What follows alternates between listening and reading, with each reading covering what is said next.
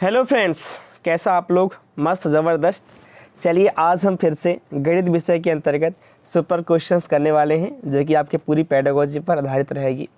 आपको मैंने पहले ही बताया है, आपके एग्ज़ाम में 30 प्रश्न मैथ्स से पूछे जाते हैं और मैं उन्हीं प्रश्नों पर आधारित पेडागोजी साथ साथ में आपके न्यूमेरिकल भी कराते जा रहा हूँ। आज हम फिर से अपने 3D इमेजेस के साथ साथ में बहुत प्यारे प्यारे प्रश्न करेंगे। आज की क्लास बहुत शानदार रहने वाली प्यारे मित्रों, इसलिए वीडियो में एंड तक बने रहेगा। और मेरे चैनल पे आप लोग फर्स्ट टाइम विजिट कर रहे हैं तो चैनल को सब्सक्राइब कर लें, अपने दोस्तों तक शेयर कर लें ताकि ऐसी ही वीडियो आपको मिलती रहे, तैयारी करते रहें। चलिए शुरुआत करते हैं। पहला क्वेश्चन लेंगे।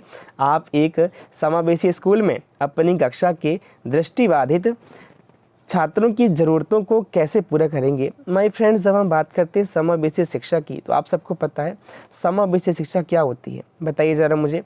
इंक्लूसिव एजुकेशन की बात कर रहे हैं तो आप लोग नोट करना मेरे साथ में। समावेशी शिक्षा एक ऐसी शिक्षा होती है प्यारे मित्रों जहाँ पर सभी बच्चों की समावेशी शिक्षा, सभी बच्चों की ज़रूरतों पर ध्यान दिया जाता है। चाहे वह बच्चा धीमी गति सीखने वाला बच्चा हो, चाहे तीव्र गति से सीखने वाला बच्चा हो, चाहे वह डिसेबल्ड हो, मतलब फिजिकली डिसेबल्ड हो, शारीरिक रूप से अक्षम हो या मानसिक रूप से अक्षम हो, सभी की आवश्यकताओं को ध्यान में रखते हुए एक ही कक्ष में प्यारे मित्रों, एक ही कक्ष में आप लोग नोट करते जाना, में सभी की ज़रूरतों को ध्यान में रखते हुए शिक्षण कार्य कराया जाता है। हमारे यहाँ पर भी प्राथमिक स्तर पर भी आप लोग देखेंगे, जब आप जाएंगे तो हर बच्चे को सिखाने का हमारा प्रयास होता है, चाहे वह स्लो लर्नर हो चाहे वो फास्ट लर्नर हो, सबकी आवश्यकताओं को पूरा किया जाता है। तो यही समावेशी शिक्षा कहलाती है। और यदि हमारे पास कोई विजुअली चैलेंज बच्चा है तो हमारा उद्देश्य क्या रहे? वैकल्पिक शिक्षण विधियों और संसाधनों का उपयोग करें, उन्हें विशेष शिक्षक के पास भेजें, उन्हें अभ्यास के लिए अतिरिक्त समय प्रदान करें, उन्हें उच्च प्राप्तकर्ताओं के साथ बैठा लें। बिल्कुल नहीं प्यारे मित्रों, जब हम बात करते हैं ना ये वाले ऑप्शन की, उन्हें उच्च प्राप्तकर्ताओं के साथ बैठा लें। यदि बच्चा कमज़ोर है शारीरिक रूप से तो उसको हम उच्च प्राप्तकर्ताओं के साथ बैठा लेंगे तो ज़रूरी नहीं है कि वो उन्हें पढ़ा पाएँ, क्योंकि बच्चे खुद नहीं जानते कि विजुअली चैलेंज बच्चों को कैसे पढ़ाना है।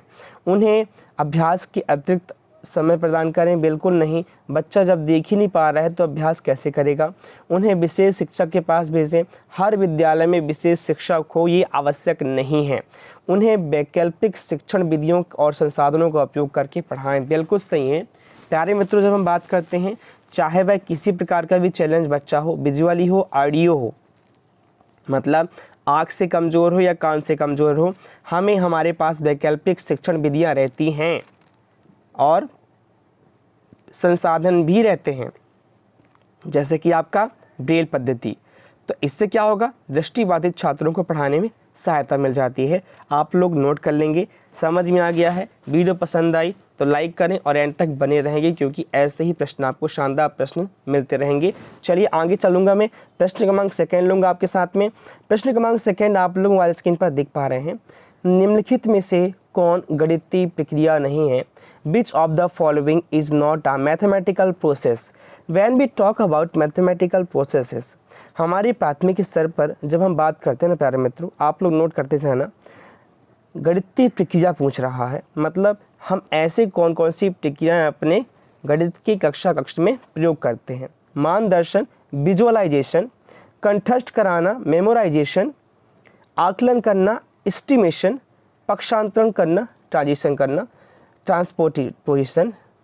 अब यहाँ पर आप लोग समझ पा रहे होंगे खुद ही, पक्षांतरण तो हम करते हैं, आपको पता है, आकलन भी करते हैं, एस्टिमेशन भी करते हैं, मानदर्शन मतलब विजुअलाइजेशन भी करते हैं। करते नहीं करते? हम क्या करते हैं विजुअलाइजेशन में?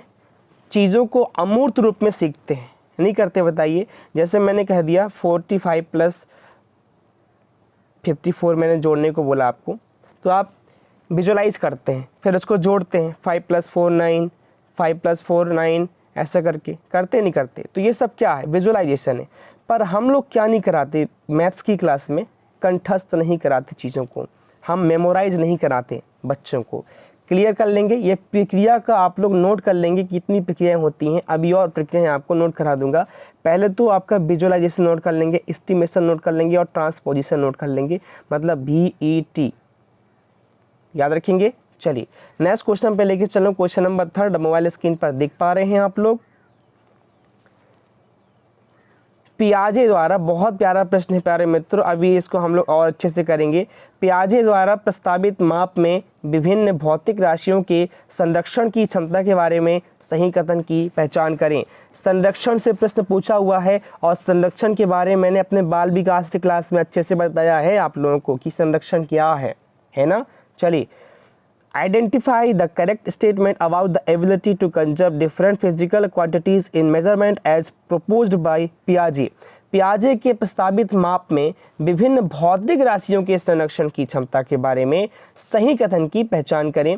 जब हम ऑप्शंस पे चलते हैं, द्रव्यमान का संरक्षण द्रव्यमान के संरक्षण से पहले किया जाता है। Conservation of volume is grasped before conservation of mass. अब दूसरा ऑप्शन लेंगे, संख्या के संरक्षण से पहले वजन का संरक्षण समझ लिया जाता है। संख्या के संरक्षण से पहले लंबाई के संरक्षण को समझा जाता है। मात्रा के संरक्षण से पहले वजन का संरक्षण समझ लिया जाता है। प्यारे मित्रों, जब हम बात करते हैं ना पियाजे के संज्ञानात्मक सिद्धांत की, तो आप सबको पता है पियाजे साहब ने संज्ञानात्मक सिद्धांत के जो स्तर बताए हैं आप सबको पता है ना। बताइए ज़रा मुझे कौन कौन से स्तर होते हैं। सबसे पहली अवस्था तो आपको पता है संवेदी प्रेरक अवस्था होती है। अब ये सारे प्रेरक अवस्थाओं के अंदर जो इनकी विशेषताएं हैं ना, उनसे ही प्रश्न पूछे जाते हैं। मेरे साथ नोट करेंगे, संवेदी प्रेरक अवस्था जिसकी आयु आपको पता है जन्म से लेकर 2 वर्ष तक की होती है, नोट कर लिए। दूसरी अवस्था लिखेंगे पूर्व क्रियात्मक अवस्था। मेरे दोस्तों, पूर्व क्रियात्मक अवस्था की आयु आप लोग नोट करेंगे 2 वर्ष से लेके 7 वर्ष तक की आयु होती है पूर्व क्रियात्मक अवस्था की, नोट कर ली है, स्क्रीनशॉट ले लेंगे। तीसरी अवस्था आप लोग नोट करेंगे मूर्त क्रियात्मक अवस्था। मेरे प्यारे मित्रों, मूर्त क्रियात्मक अवस्था की आयु होती है आप लोग नोट करेंगे 7 वर्ष से लेके 11 साल तक की। और चौथा होता है औपचारिक क्रियात्मक अवस्था, जिससे ही अमूर्त क्रियात्मक अवस्था भी कहते हैं, जिसकी आयु 11 वर्ष से लेके 15 साल तक होती है। स्क्रीनशॉट ले लेंगे। अब बताता हूँ आपको क्या होता है संरक्षण। संरक्षण, कंजर्वेशन मतलब समझना। संरक्षण मतलब किसी चीज़ को सुरक्षित करना नहीं होता यहाँ पर, बिल्कुल भी नहीं। संरक्षण मतलब होता है हम वस्तुओं को सही मान लेते हैं, मतलब वस्तु हो चाहे ना हो। क्लियर है प्यारे मित्रों, मतलब है, हमारा मानना होता है। क्लियर है। अब इसको अच्छे से समझना आप लोग मेरे साथ फिर से। अब इसको मैं एक एग्जाम्पल से सिखाता हूँ आपको, नोट करते जाना। मान लीजिए एक बच्चे को आपने क्या कहा, यहाँ पर एक गिलास दिया, ये चौड़ा गिलास दिया आपने और एक लंबा गिलास दिया। अब इसमें क्या होता है कि आपने इनको पानी भर दिया, इनके लिए यहाँ पर पानी भर दिया। अब क्या हो रहा है कि बच्चे को इन दोनों चीज़ों को देखकर, इन दोनों गिलास को देखकर ऐसा लग रहा है कि जो गिलास लंबी है ये वाली, इसमें पानी ज़्यादा है। क्यों? क्योंकि ये आकार में लंबा है और ये आकार में छोटा है, इसलिए इसमें क्या होगा, पानी कम आएगा। यही संरक्षण है प्यारे मित्रों। मतलब बच्चा अंतर नहीं कर पाता है, अंतर करने की प्रवृत्ति यदि उसमें आ जाती है तो अलग अलग स्तर में ये संरक्षण की स्थिति होती है। मूर्त क्रियात्मक अवस्था आते आते बच्चा इनमें अंतर करना शुरू कर देता है, यही संरक्षण की प्रक्रिया है ना। ठीक, आ गया समझ में। ये संरक्षण है। आपसे प्रश्न पूछेगा द्रव्यमान से मतलब भार बता के दे देगा या आयतन बता के दे देगा, तो ये सारी चीज़ें ऐसे एग्जाम्पल के थ्रू पूछी जाती हैं, आपको नोट करके रखना है। वीडियो पसंद आ रही हो तो लाइक अवश्य कर दें, अपने दोस्तों तक शेयर कर दें मेरे प्यारे मित्रों। चलिए अब इसका जो उत्तर लेंगे ना हम आपके साथ में, यहाँ थोड़ा सा गूगल ट्रांसलेटर से थोड़ा गड़बड़ हो गया है। यहाँ पर उसका उत्तर तो हो जाएगा संरक्षण वाले में। यहाँ पर जो मात्रा लिखा है यहाँ पर आप लोग नोट कर लेंगे, ये आयतन हो जाएगा, वॉल्यूम लिखा है ना इसलिए आयतन हो जाएगा ये। इसका उत्तर यहाँ पर आयतन के संरक्षण के पहले वजन का संरक्षण समझ लिया जाता है। बिल्कुल सही है। मतलब क्या कि बच्चे जो होते हैं आयतन के संरक्षण मतलब मात्रा लिखा आयतन कर लेना यहाँ पर, आयतन के संरक्षण के पहले वजन का संरक्षण समझ लिया जाता है। आप लोग इसको नोट करके रखना अपने कॉपी पर, ये बहुत स्पेशल प्रश्न है। नेक्स्ट क्वेश्चन पर लेकर चलूंगा प्यारे मित्रों। यदि मेरी वीडियो पसंद आ रही हो तो अवश्य शेयर करिए अपने दोस्तों के साथ में। गणित में निम्नलिखित में से कौन सा गणित में प्रश्न हल करने का कौशल है? गणित में निम्नलिखित में से कौन सा बोल रहा है गणित में प्रश्न हल करने का कौशल है? मतलब आपसे गणित के कौशल पूछ रहा है। Which of the following sets are problem solving strategies in mathematics. थोड़ा सा इसके समस्या हल करने या प्रश्न हल करने का कौशल पूछ रहा है। चित्रांकन, पीछे से हल करना, रट लेना, विवेचन करना, चर का प्रयोग करना, प्रतिरूप देखना, कंठस्थ करना, अनुमान और परीक्षण, चित्रांकन करना, प्रश्न त्रुटि विधि, चित्रांकन करना व कंठस्थ करना। अब यहाँ पर प्यारे मित्रों कुछ चीज़ें आप लोग नोट करते जाएंगे। जब हम इस प्रश्न की बात करते हैं और गणित में कौशल की बात करते हैं तो चाहे गणित हो चाहे कोई भी विषय हो, आप लोग रटंत पद्धति को ख़त्म कर दिया गया है। आप सबको पता है रोट लर्निंग को ख़त्म कर दिया गया है। तो जहाँ जहाँ भी रोट लर्निंग हो या फिर साथ साथ में कंठस्थ करना हो, ये भी रोट लर्निंग को बढ़ावा देता है। मेमोराइजेशन भी रोट लर्निंग को बढ़ावा देता है, रटना को बढ़ावा देता है। तो जहाँ जहाँ रटना और कंठस्थ करना हो वहाँ वहाँ आप कट करते जाओ। ये वाला भी मतलब डी गलत हो गया, सी गलत हो गया, ए गलत हो गया। इसका मतलब ये है कि आपका उत्तर बी सही हो जाएगा। ये होता है स्मार्ट वर्क पेपर के टाइम। इससे टाइम भी बचता है और सही उत्तर भी निकल जाता है, ज़्यादा दिमाग लगाने की ज़रूरत नहीं होती। अब हम यहाँ पर स्किल्स की बात करेंगे। विवेचन करना मतलब क्या? रीजनिंग, तर्क वितर्क करना। गणित में हम तर्क करते ही नहीं करते हैं ना। चर का प्रयोग करना, यूजिंग वेरिएबल का भी प्रयोग करते हैं। लुक फॉर अ पैटर्न, प्रतिरूप देखना। कोई भी प्रश्न हल कर रहे हो तो उसके पीछे क्या पैटर्न है वो भी हम चेक करते हैं। तो ऑप्शन नंबर बी आपका सही हो जाएगा। नेक्स्ट क्वेश्चन पे चलूंगा आपको लेके हमें क्वेश्चन नंबर 5 पर। बहुत प्यारा प्रश्न आया है मेरे प्यारे मित्रों वैन हिले का। यहाँ से आपके लिए प्रश्न बनेगा ही बनेगा। आप लोग देख पा रहे हैं मोबाइल स्क्रीन पर। चलिए वैन हिले के बारे में देखते हैं।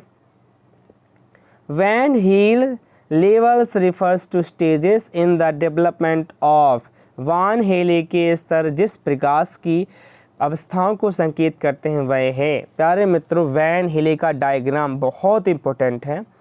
जब हम बात करते हैं वैन हिले के डायग्राम की तो आप लोग यहाँ पर देख सकते हैं, ये रहे वैन हिले थ्योरी ऑफ जियोमेट्रिकल थॉट। आपको बता दूं कि प्यारे मित्रों वैन हिले ने ज्यामिति विचार पर अपना रीजनिंग दिया, अपना प्रिंसिपल दिया। सबसे पहले हम बच्चों को विजुअलाइजेशन, इसके स्तर देखिए, एक विजुअलाइजेशन 0 स्तर है, 2 3 4 5। अब देखिए ज़रा इनको हिंदी में बताऊंगा अभी आपको। Visualisation, analysis, informal deduction and rigour. जब हम बात करते हैं shapes, classes of shapes, properties of shapes, relationship among properties, deductive system of properties, analytical of deductive property system. ठीक है, आप समझना, एक एक करके समझाता हूँ सारी चीज़ों को। विजुअलाइजेशन, सबसे पहले बच्चा क्या करता है? देखता है, चीज़ों को विजुअलाइज करता है, सीखता है, शेप्स को देखता है। फिर एनालिसिस करता है मतलब विश्लेषण करता है। इसके बाद क्लासेस ऑफ शेप्स मतलब शेप्स की प्रकृति, शेप के वर्ग को देखता है। इनफॉर्मल डिडक्शन मतलब औपचारिक अंतर करता है प्रॉपर्टीज ऑफ शेप्स मतलब शेप्स में। फिर डिडक्शन, रिलेशनशिप एमंग प्रॉपर्टीज मतलब उनके गुणों के बीच में संबंध स्थापित करता है। राइगर मतलब क्या? डिडक्टिव सिस्टम्स ऑफ प्रॉपर्टीज मतलब उन सिस्टम्स में, मतलब प्रॉपर्टीज में क्या करता है? अंतर करता है। एनालिसिस करता है लास्ट में। ये सारी चीज़ें एक चरण में चलती हैं किसके? वैन हिले डायग्राम की। ठीक है, अब यहाँ पर आपसे पूछा हुआ प्रश्न कि वैन हिले डायग्राम में किस स्तर की बात की जाती है? आप बताएंगे ज्यामिति चिंतन की। स्थानीय मान नहीं होगा, भिन्न नहीं होगा, संख्या की संकल्पना नहीं। अभी मैंने बता दिया आपको वैन हिले डायग्राम में ज्यामिति संकल्पना दी जाती है। नेक्स्ट क्वेश्चन पे लेकर चलूंगा। यहाँ पर आप देख सकते हैं, ये रहा पूरा एक सेटअप आपके लिए लेके आया हूँ मैं। देखिए, द वैन हिले theory of geometrical thought describe the different levels of understanding through which students progress when learning geometry, मतलब क्या कि वैन हिलेन डायग्राम जो है, थ्योरी है, वो ज्यामिति विचार पर आधारित है। जब बच्चा ज्यामिति सीख रहा होता है तो ये बहुत हेल्प करता है। वैन हिले थ्योरी ऑफ जियोमेट्रिकल थॉट, ये देखिए लेवल्स हैं और उसके एबिलिटी ऑफ स्टूडेंट्स हैं। विजुअल मतलब देखकर। Describe shapes on the basics of their appearance, मतलब क्या, बच्चों को हम ज्यामिति उनके आकार के अनुसार, उनके स्तर के अनुसार बच्चों को दिखाएं। एनालिसिस, फिर उसमें विश्लेषण करें कि ये क्या है और इसके क्या प्रॉपर्टीज़ हैं। Describe shapes on the basis of their properties. Abstractions, मतलब उसके बारे में बताएं। Recognise the importance of properties, मतलब बच्चों को पहचानने के लिए दें कि इससे क्या प्रॉपर्टीज़ है, बच्चा खुद पहचाने। और रिलेशनशिप एमंग देम, और उनके बीच में संबंध स्थापित करें उनके प्रॉपर्टीज़ के बीच में। डिडक्शन, अंतर करें। Attains logical reasoning ability and proves theorems डिडक्टिवली, मतलब बच्चा उसमें क्या करे, उनके सिद्धांतों को उसमें तर्क वितर्क करे। ठीक। रेजर, इसके बाद stabilises and analyses theorems in different पोस्टुलेशन system, मतलब बच्चा क्या करे, एनालाइज करे उनके सिद्धांतों को और उसमें अंतर भी करे। ये 5 स्तर हैं किसके, वैन हिले डायग्राम के। Visualisation, analysis, abstraction, deduction and rigour, आपको इन चीज़ों को याद रखना है। चलिए अब इसको मैं हिंदी में ही बता देता हूँ अच्छे से ना। ठीक, देखिए एक एक करके समझना। ये रिजल्ट जो होता है इसे कहते हैं दृढ़ता। ठीक है, ये होता है प्यारे मित्रों औपचारिक चिंतन। ठीक है, ये होता है अनौपचारिक चिंतन। ये होता है विश्लेषण। ये होता है दृश्यांकन, मतलब देखकर। नोट कर लेंगे, अब सिखाता हूँ, देखो जरा ध्यान से। जब हम बात करते हैं दृढ़ता की तो एक ऐसा स्तर है सबसे उच्च स्तर कहलाता है। यहाँ पर बच्चा जब आता है तो चीज़ों को अच्छे से सीखना शुरू कर देता है, मतलब तर्क करने लगता है, उन पे अंतर करने लगता है। दृढ़ता पे आकर ज्यामितीय आकृतियों में तर्क करने लगता है, अंतर करने लगता है। डिडक्शन, ये एक ऐसा स्तर है अनौपचारिक चिंतन जहाँ पर बच्चा काल्पनिक रूप से चीज़ों को, उनके प्रॉपर्टीज़ को, उनके थ्योरम को सीखने लगता है अपने हिसाब से। यहाँ पर अनौपचारिक चिंतन, यहाँ पर बच्चा गुणों के बीच संबंध स्थापित करना शुरू कर देता है, निष्कर्ष निकालना शुरू कर देता है। एनालिसिस, यहाँ गुणों में विश्लेषण करना शुरू कर देता है, यहाँ से गुणों को देखता है। ठीक है ना। चलिए आगे लेके चलूँ। प्रश्न क्रमांक आपको 6 पर मोबाइल स्क्रीन पर देख पा रहे हैं आप लोग। As per the recommendation of NCERT 2005 primary school mathematics curriculum should, प्यारे मित्रों NCERT 2005 से 4 से 5 प्रश्न आपके पेपर में बनेंगे ही बनेंगे, डेली बनेंगे, तो अच्छे से आप कर लेंगे। NCERT 2005 की सिफारिश के अनुसार प्राइमरी स्कूल गणित पाठ्यक्रम में होना चाहिए, मतलब राष्ट्रीय पाठचर्या कार्यक्रम 2005 किस बात की सिफारिश करता है कि गणित को पाठ्यक्रम में होना चाहिए प्राइमरी स्कूल में। ऑप्शंस देखेंगे। प्रक्रियात्मक ज्ञान पर ध्यान केंद्रित करना, फोकस ऑन प्रोसीड्यूरल नॉलेज, गणितीय अवधारणाओं में कठोरता प्रदान करते हैं। Provide rigour in mathematical concept, बच्चों को उन्नत गणित के लिए तैयार करें। Prepare children for advance mathematics, बच्चों के रोजमर्रा के अनुभवों से संबंधित है। Relate to children's everyday experience, बिल्कुल। अब ये प्रश्न के ऑप्शन पढ़ के आपको समझ में आ गया होगा। NCERT 2005 जो है गणित के पाठ्यक्रम को प्राइमरी शाला में सिफारिश करता है। क्यों करता है? क्योंकि प्रक्रियात्मक ज्ञान पर ध्यान केंद्रित करना हो सकता है, पर ज़्यादा अच्छा आंसर नहीं है ये। गणित अवधारणाओं में कठोरता प्रदान करना, बिल्कुल नहीं। जहाँ कठोरता ये नेगेटिव शब्द है, ये नकारात्मक शब्द है। बच्चों को उन्नत गणित के लिए तैयार करना जरूरी नहीं है। प्राइमरी स्कूल में कैसे आप उन्नत गणित के लिए तैयार कर लोगे? ठीक है, अब इसका ऑप्शन आप खुद समझ पा रहे हैं, बच्चों के रोज़मर्रा के अनुभवों से संबंधित है। मतलब relate to children everyday experience, मतलब बच्चों के व्यवहार में गणित आना चाहिए, बच्चे व्यवहारिक नॉलेज रखें, डेली के कार्यों में, समस्या समाधान में इतना सक्षम हो जाएं प्राइमरी स्कूल का बच्चा कि अपने गणित की संक्रियाएं का प्रयोग कर सके। ये हमारा उद्देश्य होना चाहिए। चलिए प्रश्न क्रमांक 7 लूँगा आपके साथ में, देख पा रहे हैं वाली स्क्रीन पर। निम्नलिखित में से कौन प्रभावी गणित शिक्षण शास्त्र की विशेषता नहीं है? Which of the following is not a characteristics of effective mathematics pedagogy, मतलब गणित के शिक्षण शास्त्र की प्रभाविता को नहीं बताता। एक नई अवधारणा को पेश करते समय सख्त नियमों का पालन करना, नहीं बोला है ना? हाँ। छात्रों की त्रुटियों का focusing patterns of student errors, रोजमर्रा के अनुभवों के साथ संबंध बनाना, एकल अवधारणा के लिए विभिन्न शिक्षण रणनीतियों का उपयोग करना। प्यारे मित्रों, जब हम बात करते हैं गणित के प्रभावी शिक्षण शास्त्र की, तो छात्रों की त्रुटियों का फोकसिंग पैटर्न होना चाहिए, रोजमर्रा के अनुभवों के साथ संबंध बनाते आना चाहिए, एकल अवधारणा के लिए विभिन्न शिक्षण रणनीतियों का उपयोग भी होना चाहिए। पर यहाँ पर एक नई अवधारणा को पेश करते समय सख्त नियमों का पालन करना ये गलत है। मतलब आप शुरुआत में ही बच्चे को डरा दोगे तो बच्चा क्या अवधारणा सीखेगा, है ना? हमें किसी प्रकार की सख्तता का रूल अप्लाई नहीं करना है। Next question number 8 mobile screen पर देख पा रहे हैं आप लोग। निम्नलिखित में से किस अक्षर में समरूपता की क्षैतिज और ऊर्ध्वाधर दोनों रेखाएं हैं? सिमेट्री से पूछा हुआ प्रश्न है, बहुत प्यारा प्रश्न है प्यारे मित्रों। ये प्रश्न पिछली बार बना था MP टेट में। विच of the following letters have both horizontal and vertical lines of symmetry?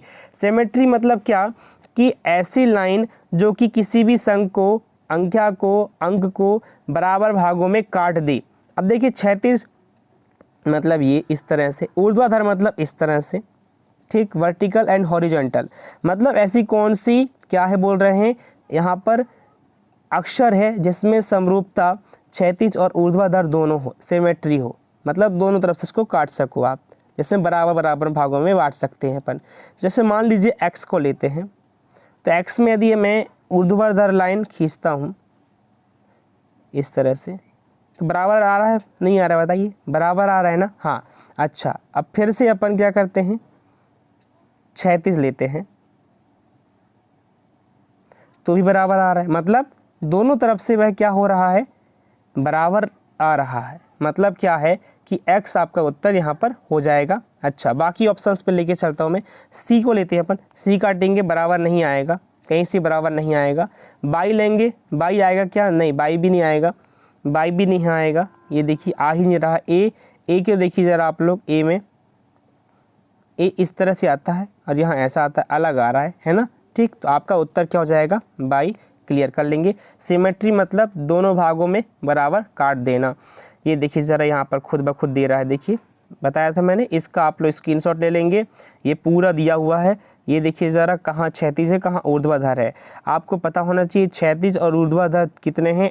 H है, I है, O है, साथ साथ में आपका X है। ये 3 4 याद रखेंगे, P Q R S, और साथ में आपका Z J L N और F। ये ऐसे क्या हैं, अक्षर हैं जहाँ पर किसी प्रकार की सिमेट्री नहीं बनती। ये प्रश्न पूछा हुआ है, स्क्रीनशॉट ले लेंगे आप लोग मेरे साथ में। इसका स्क्रीनशॉट बहुत ज़्यादा ज़रूरी है, आपके पेपर के लिए आता ही आता है ये। क्लियर है दोस्तों? चलिए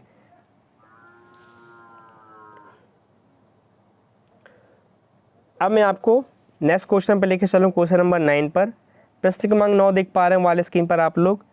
प्राथमिक कक्षाओं में बच्चे गणित में क्या सीखते हैं, इसका आकलन इस पर नहीं होना चाहिए। मतलब बच्चे गणित में क्या सीख रहे हैं, हमारा जो आकलन है किस पर आकलन नहीं करना है। हमें आकलन क्यों करते हैं, बच्चे क्या सीख रहे हैं और कहाँ समस्या आ रही है, इसके लिए हम बच्चों का आकलन करते हैं, ऑब्जर्वेशन करते हैं। पर हमें कौन सी ऐसा स्तर है या प्रश्न है जिस पर हमें आकलन नहीं करना चाहिए, पूछ रहे हैं। गणितीय भाषा का विकास, गणित की समस्याओं के उत्तर में पूर्वता, तर्क कौशल का विकास, गणितीय अवधारणाओं को समझना। प्यारे मित्रों, यहाँ पर जो है गणितीय अवधारणाओं को समझना बिल्कुल सही है। बच्चा यहाँ समझ रहा है नहीं समझ रहा है, इसका आकलन जरूरी है, पर यहाँ नहीं पूछा है ना, इसलिए आपका ये उत्तर नहीं होगा। तर्क कौशल का विकास, बच्चे तर्क कौशल का विकास कर पा नहीं कर पा रहे, इसका आकलन भी जरूरी है। गणितीय भाषा का विकास, बच्चा गणितीय भाषा का विकास कर पा रहा नहीं कर पा रहा है, इसका आकलन भी जरूरी है। परंतु यहाँ पर गणितीय समस्याओं के उत्तर में पूर्वता मतलब ये पहले से ही बच्चे क्या कर लेते हैं, सभी उत्तर का जांच कर लेते, मतलब पहले से उत्तर बना लेते हैं, उसका आकलन जरूरी है क्या? नहीं। हमें बच्चों को उत्तर निकालना आवश्यक है, बच्चे उत्तर निकालें फिर उसको सॉल्व करें, उसके बाद जो उत्तर आए उसमें अंतर करें ताकि बच्चे ज़्यादा सीखें, इसलिए हमें उसका आकलन करना ज़रूरी नहीं है, करने दो उनको, ठीक है। ये आपका उत्तर नहीं होगा। चलिए प्रश्न क्रमांक 10 लूँगा आपके साथ में। प्रश्न क्रमांक 10 आप लोग पढ़ेंगे अ चाइल्ड सब्सट्रैक्टेड। अभी इसको पूरे इमेज के थ्रू पढ़ेंगे। अ चाइल्ड सब्सट्रैक्ट, ये अवधारणा से पूछा प्रश्न है। A child subtracted 2 numbers as shown below, मतलब यहाँ पर नीचे दिए गए अनुसार एक बच्चा घटाता है। Which one of the following statements give an idea about the child learning of subtraction, मतलब कौन से यहाँ विचार है जो कि उसके घटाने की प्रक्रिया को सही बताता है। देखिए ज़रा घटा रहा है, 3 - 7 4 आए, उसके 8 - 2 6 आए, मतलब क्या कि बच्चा ऊपर से नीचे घटाने के प्लेस पे नीचे से ऊपर घटा दिया है। 7 में 3 गए 4 और यहीं पर फिर 8 में 2 गया 6। अब इस पे आप क्या कर पाएंगे बताइए मुझे, ये अवधारणात्मक प्रश्न है। A child does not know how to subtract, बिल्कुल नहीं, बच्चा जानता है। यहाँ पूछ रहा है कि बच्चा नहीं जानता, नहीं, बच्चा घटाना जानता है पर उसे क्या नहीं पता, वो आगे देखते हैं। The child knows the process of subtraction of 2 digit number, बच्चा 2 संख्याओं को घटाने की विधि को जानता है, बिल्कुल सही जानता है। It is a mistake and it can be rectified by repeated practice, मतलब यह एक गलती है जिससे बार बार अभ्यास से ख़त्म किया जा सकता है। The child has misconceptions about place value in the process of subtraction, बिल्कुल सही प्यारे मित्रों, यहाँ पर स्थानीय मान से संबंधित बच्चा गलती कर रहा है, आप लोग नोट कर लेंगे, स्थानीय मान से संबंधित बच्चा गलती कर रहा है, ठीक है। चलिए यहाँ पर देख सकते हैं आप लोग, प्लेस वैल्यू के बारे में पूरी जानकारी दी हुई है आपके लिए, क्या हो मैंने देख पा रहे हैं। प्लेस वैल्यू स्थानीय मान, place and value, the location of digit in a numeral where does the digit live, मतलब बच्चा जो है उस स्थिति को जानता है जहाँ पर अंक दिए हुए हैं। Value, the value of a digit in a numeral, how much is the digit worth, मतलब कौन सा नंबर कितने अंक को लेके चलता है ये पता होना चाहिए। जैसे कि फेस वैल्यू 5, यहाँ पर देखिए फेस वैल्यू 5 पर प्लेस वैल्यू 5000, मतलब 5 जो है 1000 की प्लेस पर है तो 1000 लेके चल रहा है, मतलब 5 1000 होंगे तो क्या हो जाएगा 5000। ये बच्चे को हमें सिखाना है, बच्चों को इस तरह से बच्चा कर पाएगा, ठीक है प्यारे मित्रों, ओके। सो फ्रेंड्स, ये थी आज के सुपर 10 प्रश्न जो कि आप सबके लेके आया मैंने। मेरी वीडियो पसंद आई है तो लाइक अवश्य करें, अपने दोस्तों तक से ज़्यादा से ज़्यादा शेयर करें। मिलता हूँ नेक्स्ट वीडियो में, थैंक यू सो मच।